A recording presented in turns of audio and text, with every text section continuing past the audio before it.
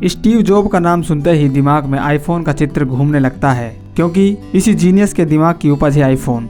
दुनिया में अन्य कंपनियों के फ़ोन तो स्मार्टफोन कहलाते हैं, मगर एप्पल के स्मार्टफोन आईफोन के नाम से जाने जाते हैं। मगर मैं यहाँ आपको एप्पल, आईफोन या एप्पल के प्रोडक्ट्स के बारे में कुछ भी नहीं बताने वाला हूँ, बल्कि मैं आपको एप्पल बनाने वाले स्टीव जॉब्स की stay hungry stay foolish speech को सुनाने वाला हूँ। यह स्पीच स्टैनफोर्ड यूनिवर्सिटी के दीक्षांत समारोह में 15 जून 2005 को मूलतः अंग्रेजी भाषा में दी गई थी। इस स्पीच को सुनकर आपके जीवन के बहुत से सवालों के जवाब स्वतः मिल जाएंगे। यह स्पीच आपके अंदर पॉजिटिव ऊर्जा का प्रसार करेगी और आपको जीवन में आगे बढ़ने के लिए सतत प्रेरित करेगी। इस स्पीच को मोटिवेशनल गुरु संदीप माहेश्वरी जी भी सुनने के लिए कह चुके हैं। आप में से कितने लोगों ने स्टीव जॉब्स की स्टैनफोर्ड कमेंसमेंट स्पीच देखी है? आई स्ट्रांगली रिकमेंड यू कि एक बार आप जा करके यूट्यूब पे वो जरूर देखें। तो आप इसी बात से अंदाजा लगा सकते हैं कि आप क्या सुनने जा रहे हैं। तो हो जाइए तैयार दुनिया की सबसे बेहतरीन स्पीच सुनने के लिए। धन्यवाद। आज विश्व के सबसे बेहतरीन विश्वविद्यालयों में से एक के दीक्षांत समारोह में उपस्थित होने पर मैं स्वयं को बहुत ही सम्मानित महसूस कर रहा हूँ। मैं आपको एक सच बताना चाहता हूँ, मैं कभी किसी कॉलेज से पास नहीं हुआ और आज पहली बार मैं किसी कॉलेज ग्रेजुएशन समारोह के इतने पास पहुँचा हूँ। आज मैं आपको अपने जीवन की 3 कहानियाँ सुनाना चाहता हूँ। बहुत ज़्यादा नहीं, बस 3 कहानियाँ। पहली कहानी डॉट्स कनेक्ट करने के विषय में है। रीड कॉलेज में एडमिशन लेने के 6 महीने के अंदर ही मैंने पढ़ाई छोड़ दी, लेकिन मैं उसके 18 महीने तक वहाँ किसी तरह आता जाता रहा। तो सवाल ये है कि मैंने कॉलेज क्यों छोड़ा। असल में इसकी शुरुआत मेरे जीवन से पहले की है। मेरी जन्म देने वाली माता एक यंग अविवाहित ग्रेजुएट छात्रा थी और वह मुझे किसी और को गोद लेने के लिए देना चाहती थी, लेकिन उनकी ये इच्छा थी कि कोई कॉलेज ग्रेजुएट ही मुझे अडॉप्ट करे। इस प्रकार सब कुछ सेट था और मैं एक वकील और उसकी पत्नी के द्वारा अडॉप्ट किया जाने वाला था कि अचानक उन्होंने अपना विचार बदल लिया और निर्णय लिया कि असल में उन्हें एक लड़की चाहिए। इसलिए तब आधी रात को मेरे माता पिता को, जो तब वेटिंग लिस्ट में थे, को कॉल करके बताया गया कि हमारे पास एक बेबी बॉय है, क्या आप उसे गोद लेना चाहेंगे? और उन्होंने तुरंत हाँ कर दी। बाद में मेरी जन्म देने वाली माता को पता चला कि मेरी माता कॉलेज से ग्रेजुएट नहीं है और पिता तो हाई स्कूल भी पास नहीं है, इसलिए उन्होंने अंतिम अडॉप्शन पेपर साइन करने से मना कर दिया। लेकिन कुछ महीनों के बाद मेरे होने वाले माता पिता की मुझे कॉलेज भेजने के वायदा देने के कारण वह मान गई। इस प्रकार मेरी जिंदगी की शुरुआत कुछ इस तरह हुई और 17 वर्ष बाद मैं कॉलेज गया, लेकिन गलती से मैंने स्टैनफोर्ड जैसा ही महंगा कॉलेज चुन लिया। मेरे वर्किंग माता पिता की पूंजी मेरी पढ़ाई पर खर्च होने लगी। 6 महीने बाद मुझे इस पढ़ाई का कोई महत्व दिखाई नहीं दिया। मुझे कोई आइडिया नहीं था कि मैं अपनी ज़िंदगी में क्या करना चाहता हूँ। कोई आइडिया नहीं था कि कॉलेज किस तरह मुझे इसमें मदद करेगा, और यहाँ मैं अपने माता पिता की जीवन भर की जमा पूंजी खर्च कर रहा था। इसलिए मैंने कॉलेज ड्रॉप आउट करने का निर्णय लिया और यही विचार किया, जो भी होगा अच्छा होगा। उस समय यह सब कुछ मेरे लिए बहुत डरावना था, लेकिन जब मैं बीते हुए समय में देखता हूँ तो मुझे लगता है यह मेरी ज़िंदगी का सबसे अच्छा फैसला था। जैसे ही मैंने कॉलेज ड्रॉप आउट किया तो मुझे जिन क्लासेस में इंटरेस्ट नहीं था मैंने उन्हें करना छोड़ दिया और मैं केवल अपने इंटरेस्ट की ही क्लासेस करने लगा। ये सब कुछ इतना आसान नहीं था। मेरे पास रहने के लिए कोई कमरा भी नहीं था, इसलिए मुझे दोस्तों के कमरों में ज़मीन पर सोना पड़ता था। मैं कोक की बोतलों को लौटाकर मिलने वाले पैसों से खाना खाता था। मैं प्रत्येक रविवार रात को 7 मील पैदल चलकर हरे कृष्ण मंदिर जाता था, जिससे सप्ताह में कम से कम एक दिन भरपेट खाना खा सकूं। यह करना मुझे अच्छा लगता था। मैंने अपने जीवन में जो भी अपनी जिज्ञासा और इंट्यूशन की वजह से किया, वह बाद में मेरे लिए अनमोल साबित हुआ। इसे मैं एक उदाहरण के द्वारा बताता हूँ। शायद उस समय रीड कॉलेज देश की सबसे अच्छी जगह थी जहाँ कैलीग्राफी सिखाई जाती थी। पूरे कॉलेज परिसर में हर पोस्टर, हर एक लेबल बहुत ही खूबसूरती से हाथों से कैलीग्राफ किया जाता था। क्योंकि मैं कॉलेज छोड़ चुका था, इसलिए मुझे सामान्य क्लासेस करने की कोई आवश्यकता नहीं थी। तो मैंने निर्णय लिया कि मैं कैलीग्राफी की क्लासेस करूँगा और इसे अच्छी तरह से सीखूँगा। मैंने सेरिफ और सेंस सेरिफ टाइपफेसेस के बारे में सीखा, अलग अलग अक्षरों के बीच में स्पेस वेरी करना सीखा और किसी अच्छी टाइपोग्राफी को क्या अच्छा बनाती है यह भी मैंने सीखा। यह बहुत खूबसूरत था, ऐतिहासिक था, इतना आर्टिस्टिक था कि इसे विज्ञान द्वारा कैप्चर नहीं किया जा सकता था और यह मुझे बहुत ही आकर्षक लगता था।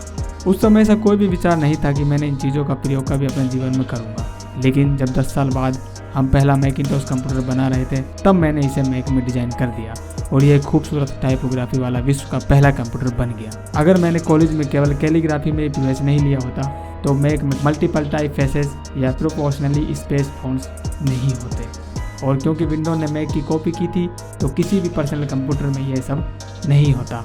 अगर मैंने कभी ड्रॉप आउट नहीं किया होता तो मैं कभी कैलीग्राफी की वो क्लासेस नहीं कर पाता और फिर शायद पर्सनल कंप्यूटर में जो फ़ोन्स होते हैं वो होते ही नहीं।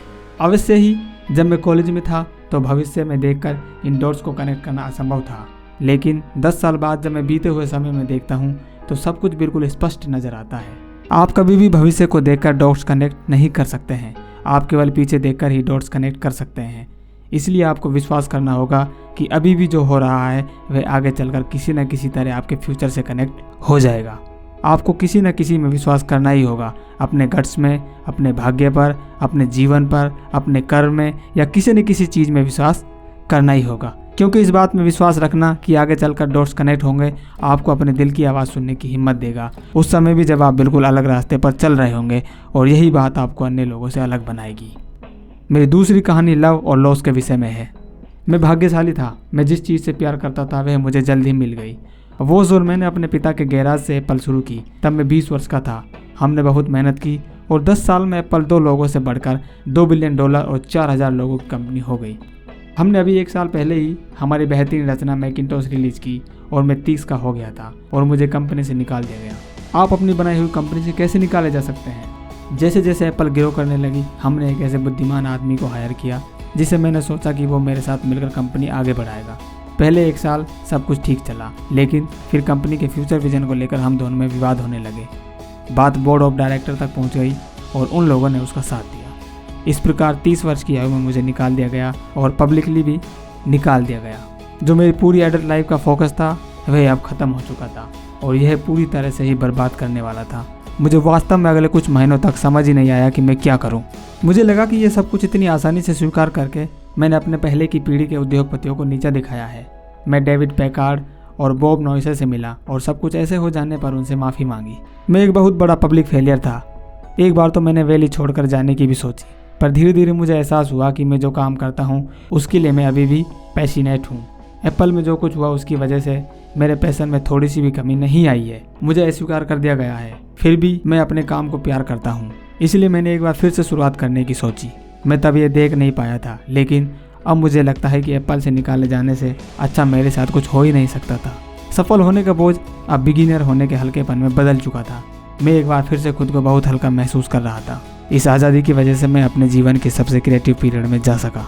अगले 5 सालों में मैंने एक कंपनी नेक्स्ट और दूसरी कंपनी पिक्सार शुरू की और इसी दौरान मैं एक बहुत ही अद्भुत महिला से मिला जो आगे चलकर मेरी पत्नी बनी।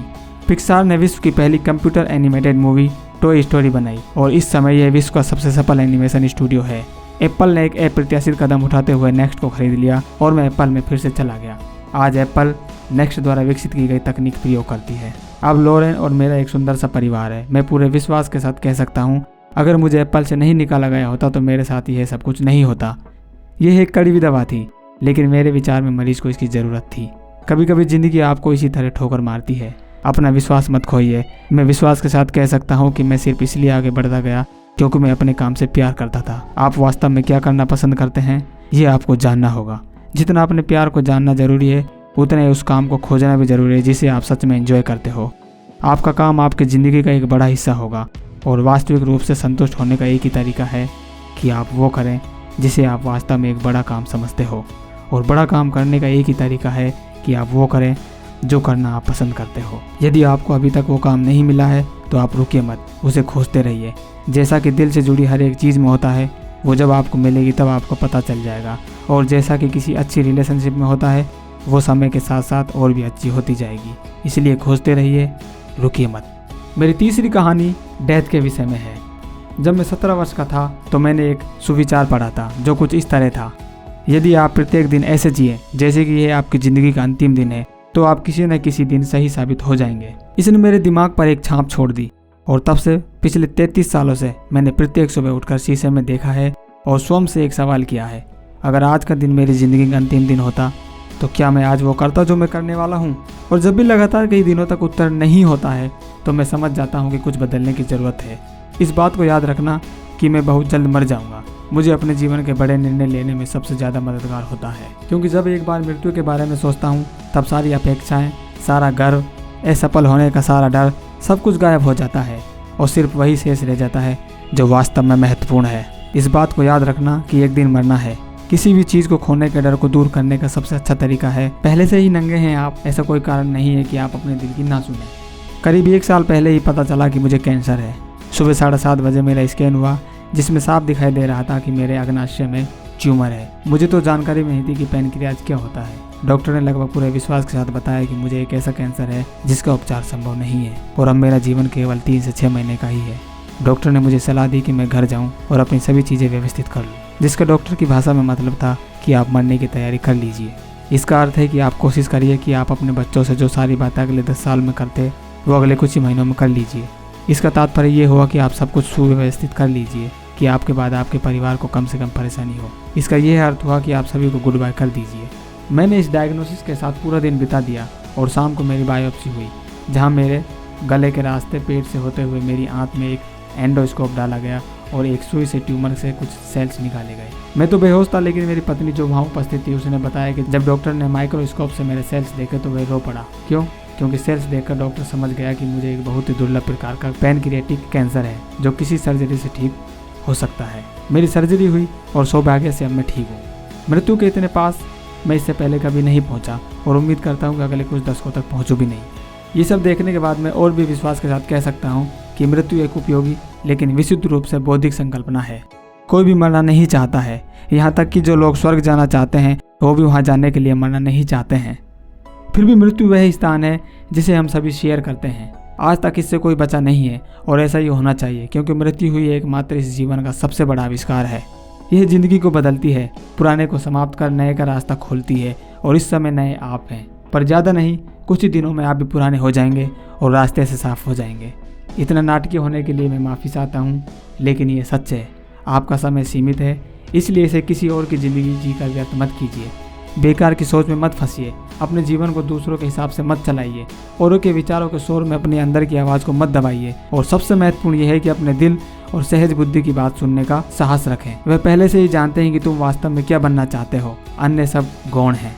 जब मैं छोटा था तब एक अद्भुत publication the whole earth catalog हुआ करता था, जो कि मेरी पीढ़ी की बाइबल्स में से एक था। इसे स्टेवार्ट ब्रांड नाम के एक व्यक्ति जो यहाँ मेलोन पार्क से अधिक दूर नहीं रहते थे ने इसे अपना काव्यात्मक स्पर्श यानी पोइटिक टच देकर बड़ा ही जीवंत बना दिया था। ये 60 के दशक की बात है, जब कंप्यूटर और डेस्कटॉप पब्लिशिंग नहीं हुआ करती थी। पूरी सूची टाइपराइटरों, कैंची और पोलरॉइडो कैमरों की मदद से बनाई जाती थी। वह सब कुछ ऐसा था मानो कि गूगल को एक किताब के रूप में बना दिया गया हो, वो भी गूगल के आने के 35 साल पहले। वह एक आदर्श था, अच्छे टूल्स और महान विचारों से भरा हुआ। स्टेवार्ट और उनकी पत्नी ने द होल अर्थ कैटलॉग के अनेक संस्करण निकाले और अंत में एक अंतिम संस्करण निकाला। यह 70 के दशक का मध्य था, तब मैं आपकी उम्र का था। अंतिम संस्करण के पिछले कवर पर प्रातःकाल के किसी गांव की सड़क का चित्र था। वो कुछ ऐसी सड़क थी जिस पर यदि आप रोमांचित हो तो किसी से लिफ्ट मांगना चाहोगे, और उस चित्र के नीचे लिखा था स्टे हंग्री स्टे फुलिश। यह उनका अंतिम संदेश था जब उन्होंने साइन ऑफ किया, स्टे हंग्री स्टे फुलिश। और मैंने अपने लिए हमेशा यही मांगा है, और अब जब आप सभी यहाँ से ग्रेजुएट हो रहे हो तो मैं आपके लिए भी यही विश करता हूँ। Stay hungry, stay foolish. Thank you all very much.